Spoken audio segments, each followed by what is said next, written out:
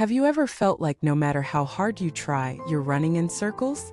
Have you ever had the strange feeling that the answers to your biggest life questions might actually be hiding in the smallest, most overlooked moments? Welcome back to the channel.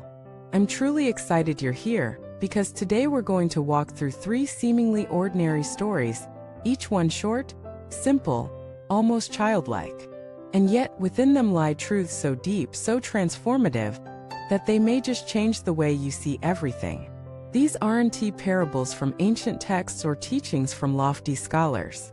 These are stories that could happen anywhere in your home, at a bus stop, during a casual conversation.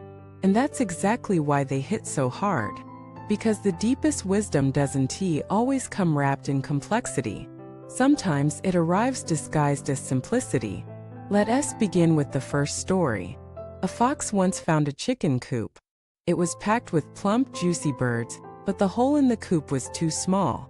The fox, determined to feast, decided to fast for 3 days. After starving himself thin, he squeezed through the gap and devoured the chickens. But when it came time to leave, he was too fat to fit back through the hole. So he had to fast again another 3 days just to escape. When he finally got out, he collapsed on the ground, muttering to himself, "After all this effort, what did I really gain?" Sound familiar? How many of us do this in life? We starve ourselves emotionally, spiritually, even physically just to fit into a relationship, a job, a lifestyle, a social group. We twist, shrink, grind ourselves down to reach a goal. Then, when we finally succeed, we find ourselves trapped overweight with stress, debt, regret, burnout. We have to fast again, detox, recover, heal just to get back to square one. In the end, like the fox, we realized the price was too high. The gain wasn't worth the damage. The chase wasn't worth the collapse. This story isn't about chickens or clever animals. It's about you. It's about every time you said yes when you meant no. Every time you overcommit, overworked, overextended, thinking the reward would justify the cost. But what if the real victory is in knowing when not to squeeze through the hole? What if you didn't need to shrink yourself to win? What if real freedom is in staying outside the coop altogether? The second story is even more personal. A father asks his young son, "Do you think I'm strong?" The son nods. "Do you think Shaolin monks are powerful?" "Very." The boy shouts, excited. Well, the father says, "What if I shaved my head and trained like a Shaolin monk?" The child's eyes light up. That would be awesome. The next day, the father shaves his head. His son claps and cheers. "You're going to be so strong, Dad."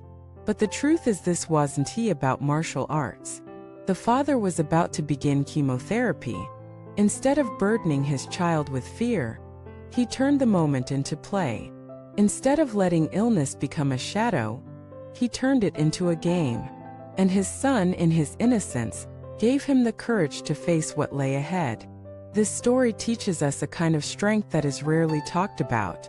Not the strength of muscles, but the strength of restraint. Not the power to dominate, but the power to protect others from pain even when you're drowning in your own.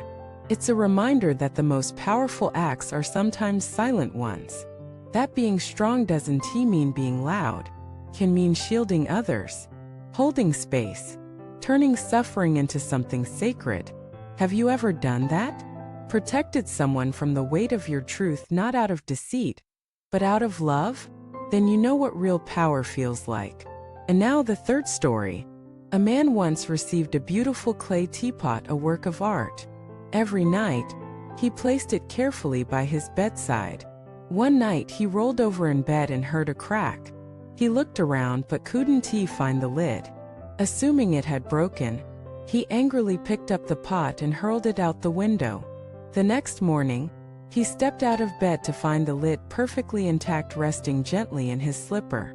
But the pot? It had shattered against the pavement. How often do we do this? In the heat of emotion, we destroy what we value most.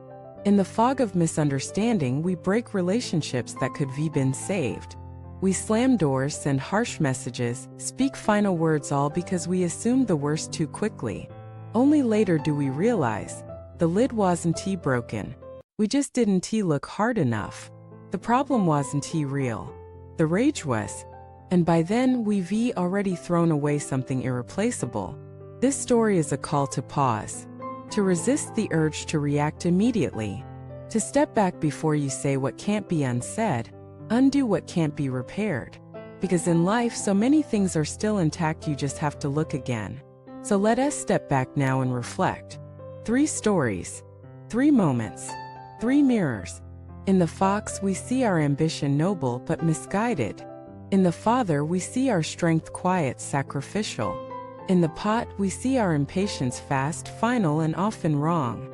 Each story reflects a part of you, a season you've lived, a choice you've made, a regret you still carry. But here's the gift. You don't need to stay in those patterns. You can step out of the loop. You can offer your strength with tenderness. You can learn to pause before the pot shatters. And most of all, you can begin again. Because life is not a test you pass once. It's a lesson you learn daily. So tell me, which story touched you the most? Where do you see yourself? If this message sparks something inside you, please share your thoughts in the comments. Your insight might be the mirror someone else needs. And don't forget, subscribe to the channel, like this video, and pass it on to someone who's rushing through life. Someone whose heart might need a moment of stillness and reflection. Thank you for watching this video.